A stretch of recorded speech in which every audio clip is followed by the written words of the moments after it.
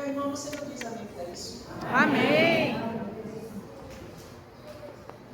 Você também, nesta manhã, pode conhecer o Deus de Jó. Eu também posso conhecer o Deus de Jó. Porque o Deus de Jó, queridos, que não permitiu que Satanás tirasse a vida dele, é o mesmo Deus que está aqui conosco hoje. E que não permitirá que o inimigo de Deus destrua a sua vida, destrua a sua comunhão com Ele, independente das suas feridas, independente da sua deficiência, independente da sua dor, independente do seu sofrimento. Porque depois de passar por tudo que ele passou, vocês sabem, né? Ele recebeu de Deus tudo em dobro. Meu querido irmão, minha querida irmã, eu não sei que tipo de prova você está passando na sua vida pessoal. Mas eu sei de uma coisa: o mesmo Deus de Jó vai estar com você em cada prova que você estiver passando. Amém. Acredite, confie, como Jó confiou. E os seus olhos também verão a providência divina, a salvação do Senhor. Amém. Nossa próxima passagem está em Atos 9, versículos 7 a 18. Saulo transformado em Paulo. Nós vamos ver essa passagem agora, essa história impressionante. Os homens que estavam viajando com Saulo ficaram parados, sem poder dizer nada. Eles ouviram uma voz, mas não viram ninguém. Saulo se levantou do chão e abriu os olhos, mas não podia ver nada. Então, eles o pegaram pela mão e o levaram para Damasco. Ele ficou 3 dias sem poder ver, e durante esses dias não comeu nem bebeu nada. Em Damasco morava um seguidor de Jesus chamado Ananias. Ele teve uma visão e nela apareceu o Senhor chamando Ananias. Ele respondeu: aqui estou, Senhor. E o Senhor lhe disse: apronta-te e vá até a casa de Judas, na rua direita, e procure um homem chamado Saulo, da cidade de Tarso. Ele está orando e teve uma visão.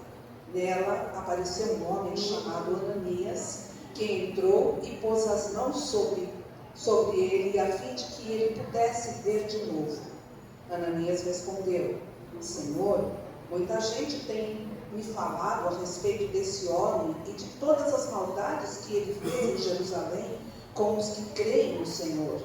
E agora ele veio aqui a Damasco com autorização dos chefes dos sacerdotes para prender todos os que te adoram. Mas o Senhor disse a Ananias: vá, pois eu escolhi esse homem para trabalhar para mim, a fim de que ele anuncie o meu nome aos não-judeus, aos reis e ao povo de Israel. Eu mesmo vou mostrar a Saulo tudo o que ele terá de sofrer por minha causa. Então Ananias foi, entrou na casa de Judas, pôs as mãos sobre Saulo e disse: Saulo, meu irmão, o Senhor que me mandou aqui é o mesmo Jesus que você viu na estrada de Damasco. Ele me mandou para que você veja de novo e fique cheio do Espírito Santo. No mesmo instante, umas coisas parecidas com escamas caíram dos olhos de Saulo, e ele pôde ver de novo. Ele se levantou e foi batizado. Muito bem, Márcia. A voz da Márcia também é característica, né, Márcia? Essa história é conhecida de todos nós, né, irmãos? Mas essa história traz uma lição para nós de inclusão, de salvação extraordinária. Todos nós conhecemos a história de Saulo. Saulo achava que estava servindo ao Senhor da forma como ele estava servindo. Nesse momento ele estava indo para Damasco com mais uma carta de autorização dos sacerdotes. Observe, a carta era de autorização dos pastores da igreja da época. Eram os sacerdotes que escreviam a carta de autorização e entregava nas mãos de Paulo para que ele matasse, perseguisse e destruísse todos os cristãos adventistas do sétimo dia da época que servissem a Jesus. Quem mandava matar, queridos? Os sacerdotes. Aqueles mesmos que estavam com a Bíblia lá no templo e que não deixou o paralítico para adorar. Aqueles mesmos que estavam pregando no púlpito do templo. Era eles que escreviam as cartas. Era eles que davam a autorização para Paulo. Mas naquele dia foi um dia diferente, né? Quantas cartas daquela Paulo já havia recebido? E quantas missões daquela Paulo já havia cumprido? Muitas, muitas, muitas. E muitos cristãos já haviam perdido as suas vidas nas mãos de Paulo. Entre eles estava um que é bem conhecido de todos nós, Estevão. Na morte de Estevão, Paulo estava lá, aplaudido, segurando as roupas de Estevão para que a multidão o apedrejasse. Mais uma vez estava ali Paulo, com uma carta indo na direção de Damasco, mas naquele dia foi diferente. Ele teve um encontro pessoal com Jesus. Irmãos, há pessoas nessa vida, talvez você tenha em sua família e também tem a minha, que essas pessoas não vão aceitar o estudo bíblico do pastor da igreja, do ancião, do diretor jovem, da diretora do Ministério das Possibilidades. A pessoa da sua família e da minha, que vão precisar ter um encontro pessoal com Jesus. Eu não sei de qual estrada. Eu não sei se é na estrada de Damasco, ou se é na estrada indo para a sua casa, da sua igreja, do seu trabalho. Em alguma estrada, essa pessoa vai se encontrar com Jesus. E naquele dia, queridos, aqueles soldados que acompanhavam Paulo, a Bíblia nos diz nessa passagem que eles não viram ninguém e nem ouviram quando Jesus falou aquela frase chocante para Paulo. Qual foi a frase? Paulo, Paulo, por quê? Por que me persegues? Queridos, Paulo estava perseguindo, eram os cristãos, os servos de Deus? Sim, mas eles estavam perseguindo exatamente quem? Jesus, a quem os cristãos adoravam. E quando Paulo, somente o Paulo ouve aquela voz naquele momento, por que será que somente Paulo ouviu, queridos? Somente ele ouviu e os soldados que estavam com ele ouviu e nem viu. Porque Jesus não salva ninguém de baseada. Jesus salva de forma individual, pessoal. E naquele momento a salvação, a pregação, o estudo bíblico era especificamente para Paulo. Em outro momento, Jesus daria o estudo bíblico aos soldados. Mas naquele momento era somente para Paulo. Lembra que Jesus chamou o cego também lá fora da aldeia? Tem hora que a bênção é para a multidão, o estudo bíblico é para a multidão, e tem hora que é para uma única pessoa. E na estrada de Damasco foi específico para Paulo. E quando Paulo ouviu a voz, ele pergunta: quem és tu, Senhor? E Jesus responde: igreja? Por que Jesus responde, igreja? Eu sou Jesus aqui. Você está perseguindo. E ali a Bíblia nos fala, irmãos, que quando Paulo ouve a resposta de Jesus, e somente ele escuta a voz de Jesus naquele momento, ele tem um problema sério. O que acontece com ele? O que acontece com ele, igreja, que a gente acabou de ler na Bíblia? Ele fica cego. Ele fica assim como nós somos hoje. Os Paulo está aqui com você nessa manhã. Ele fica cego por 3 dias e ele cai do cavalo. Alguns dizem que essa queda não foi literal, tá? Mas eu prefiro considerar que sim.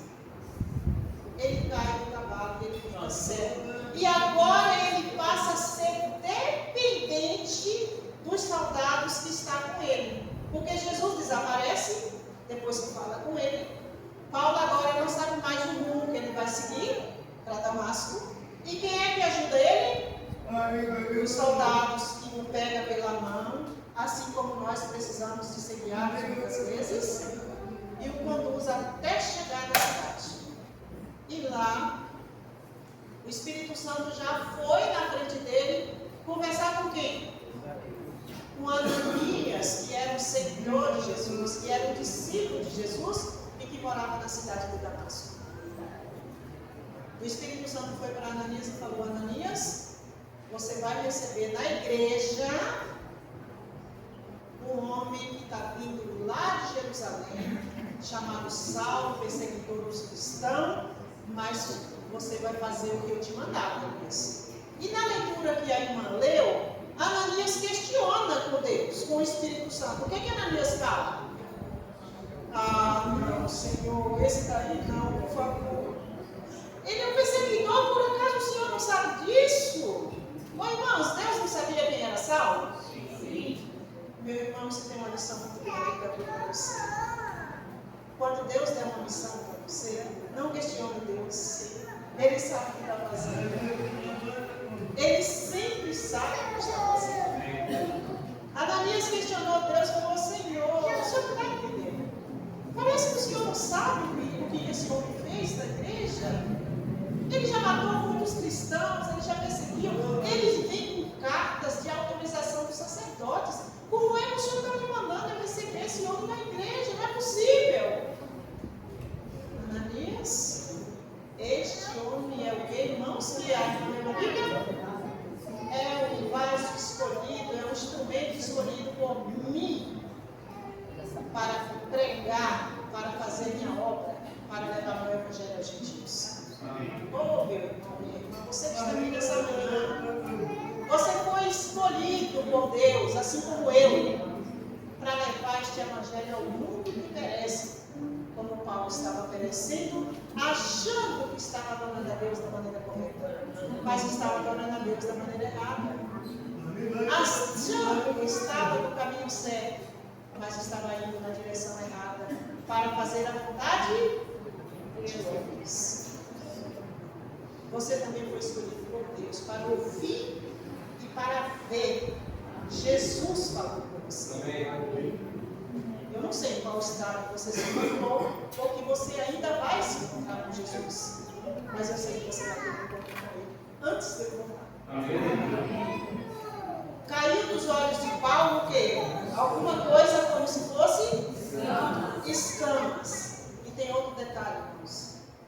Quando o Espírito Santo falou com Ananias, ele disse: olha, você vai na rua direita. Irmãos, aqui em São Paulo tem uma rua chamada Rua Direita. Aonde fica essa rua? No centro de São Paulo. Quando eu cheguei da Bahia, eu já me perdi ali na Rua Direita, tá? A rua já estava determinada. A casa já estava determinada. Era para ir na rua direita, não era para ir na rua esquerda. Era para ir na rua direita, na casa de Judas, aonde Saulo estava lá, porque ele havia sido levado pelos soldados, conduzido pela mão, e ele estava cego. Paulo estava lá fazendo o quê? Orando, pedindo misericórdia, porque agora ele clamava por misericórdia. Porque ele havia tido um encontro pessoal com Jesus. Ele havia entendido qual era a verdadeira missão que ele tinha que fazer. E não a que ele estava fazendo. Então ele agora estava prostrado, suplicando a misericórdia de Deus, para que ele pudesse recuperar a sua visão, para que ele pudesse se encontrar novamente com Jesus. E Ananias recebeu uma missão. Qual foi a missão, igreja, que Ananias recebeu? Ele deveria ir lá, na rua direita, naquela casa, naquele bairro, naquela cidade, para curar a Saulo para batizar Saulo. Você receberia aqui na igreja, irmão Paulo, o Saulo que entrasse por aquelas portas? Eu receberia? Com certeza a gente faria a mesma coisa que a Ananias fez, né? No primeiro momento. Mas essa era a missão e o recado de Deus. E Ananias precisou cumprir. E a lição nos diz que Paulo foi batizado e cheio do Espírito Santo e curado pelo poder de Deus através de Ananias, que foi o cumprido dessa missão. Não há nada impossível para Deus, nem na cura física e nem na cura do coração. Deus pode aquilo que eu e você não podem fazer. Saulo então foi transformado em Paulo. E vocês conhecem o ministério de Paulo, né, gente? Vocês conhecem. Daí para frente, qual foi a vida de Paulo? Ele passou pelos mesmos sofrimentos que ele levou muita gente a passar. Ele foi perseguido da mesma maneira como ele perseguiu. E ele foi morto. No final da vida dele, da mesma forma como ele matou. Mas ele aprendeu que a missão é Deus que dá, não é aquilo que a gente acha que é. Vamos para a nossa última passagem? Isaías 42, 16.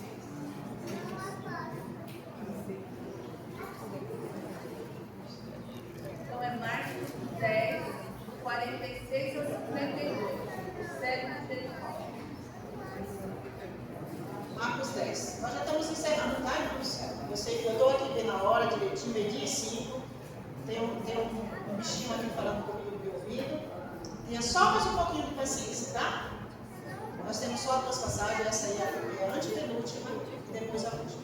Marcos Capítulo 10, 46 a 52. O cego de Jericó. E foram para Jericó quando ele saía de Jericó juntamente com os discípulos. E numerosa multidão. Bartimeu, cego mendigo, filho de Timeu, estava sentado à beira do caminho, e ouvindo que era Jesus, o Nazareno, pôs-se a clamar: Jesus, filho de Davi, tende compaixão de mim. E muitos o repreendiam para que se calassem, mas ele cada vez gritava mais, bem mais alto: Filho de Davi, tende misericórdia de mim. Parou Jesus e disse: chamai-o.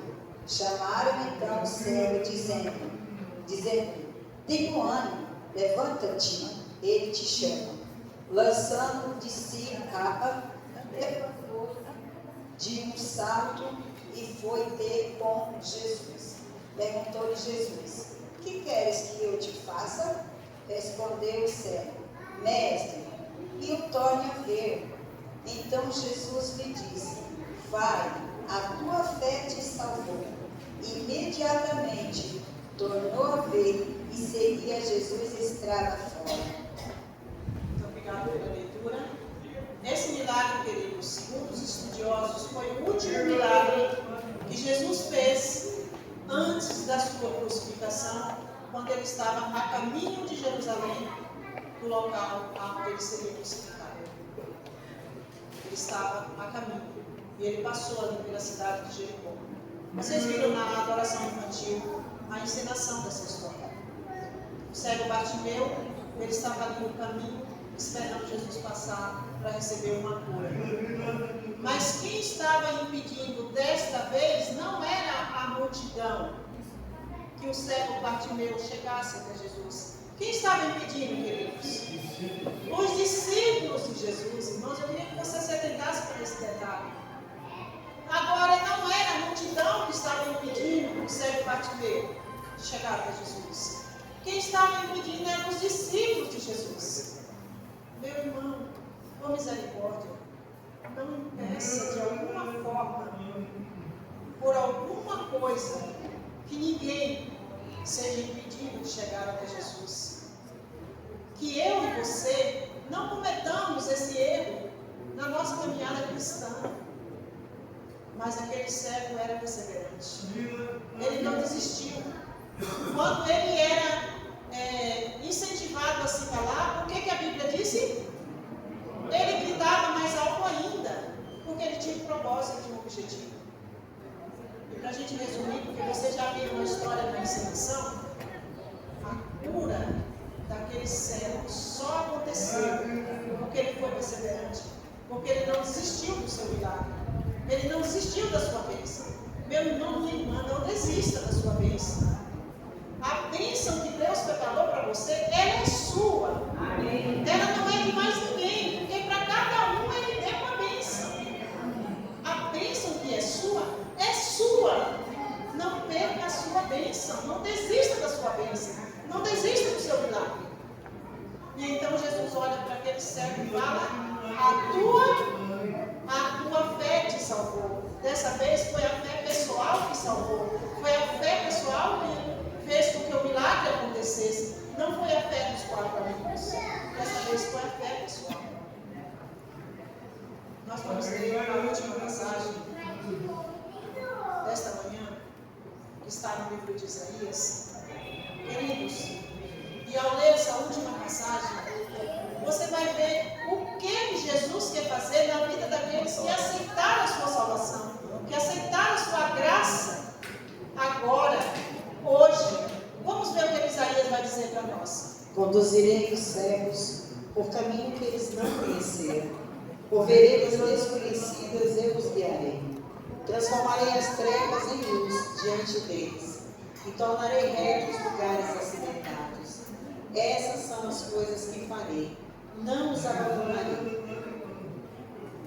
O que Jesus quer fazer por você e por mim, meu irmão? Jesus quer conduzir você. Jesus quer proteger você, quer salvar você. Conduzirei os cegos por caminhos aplanados. Conduzirei a você, meu irmão visitante, minha irmã visitante. Conduzirei você por caminhos que você não consegue andar sozinho. É isso que Jesus quer fazer com você e comigo nessa manhã. Não saia daqui nesta manhã sem permitir que Jesus segure na sua mão para conduzir você pelos caminhos dessa vida, cheios de espinhos e cheios de provação. Nesse momento, queridos, nós vamos ter uma mensagem do sinal Mamá, Seio de Janeiro, para finalizar a nossa mensagem. E aqui nesta igreja hoje, no nosso meio, pode vir, Márcia, por favor. Nós temos pessoas, meus irmãos, que também não desistiram do seu milagre, que também não desistiram da sua cura. Temos pessoas aqui que não alcançaram a cura física, como nós que estamos ainda sem enxergar. Mas nós temos essa certeza de Isaías. Nós vamos enxergar. Nós vamos ser curados. E mesmo cegos, nós vamos continuar caminhando ao lado de Jesus. Vem com a gente. Não desista dessa caminhada.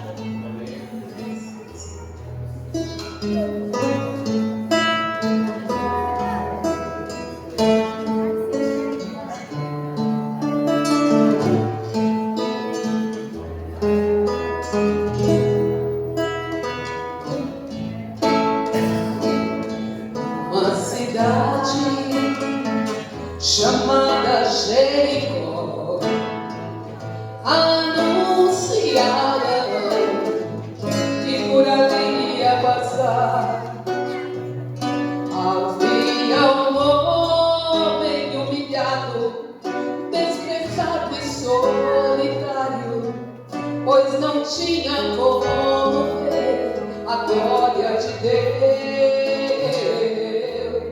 Mas quando ouviu que por ali ia passar um homem que tudo podia resolver, então em seu coração despertou a esperança.